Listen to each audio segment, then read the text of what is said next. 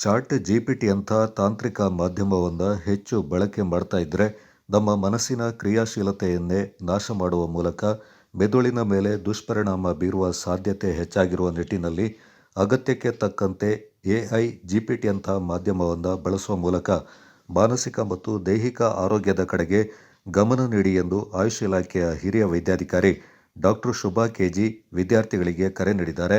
ಕೊಡಗು ವಿವಿಯ field marshal Cariappa ಕಾಲೇಜಿನ ಮಹಿಳಾ ಘಟಕ ಹಾಗೂ ಸಮಾಜಶಾಸ್ತ್ರ ಮತ್ತು ರಾಜ್ಯಶಾಸ್ತ್ರ ವಿಭಾಗಗಳ ಸಂಯುಕ್ತಾಶ್ರಯದಲ್ಲಿ ಅಂತಾರಾಷ್ಟ್ರೀಯ ಮಹಿಳಾ ದಿನಾಚರಣೆ 2026ರ ಅಂಗವಾಗಿ ಹೆಲ್ದಿ ಹ್ಯಾಬಿಟ್ಸ್ ಹ್ಯಾಪಿ ಲೈಫ್ ವಿಷಯದ ಕುರಿತು ಆಯೋಜಿತ ಕಾರ್ಯಾಗಾರದಲ್ಲಿ ಅವರು ಮಾತನಾಡಿದರು.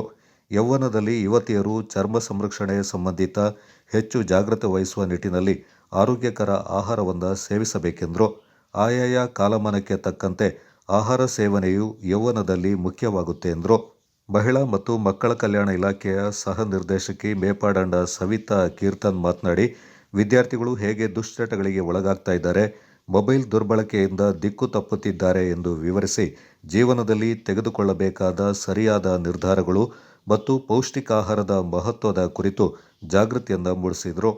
ಕಾಲೇಜಿನ ಪ್ರಾಂಶುಪಾಲ ಮೇಜರ್ ಪ್ರೊಫೆಸರ್ ರಾಘವ ಬಿ ಮಾತನಾಡಿ, ಮಹಿಳಾ ದಿನಾಚರಣೆಯು ಒಂದು ದಿನದ ಆಚರಣೆಗೆ ಸೀಮಿತವಾಗಿರಬಾರದು.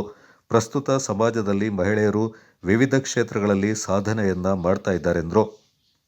ಕಾಲೇಜಿನ ಮಹಿಳಾ ಘಟಕದ ಸಂಯೋಜಕಿ ಪ್ರೊಫೆಸರ್ ನಯನಾ ಕಶ್ಯಪ್ ಪ್ರಾಸ್ತಾವಿಕವಾಗಿ ಮಾತನಾಡಿದರು.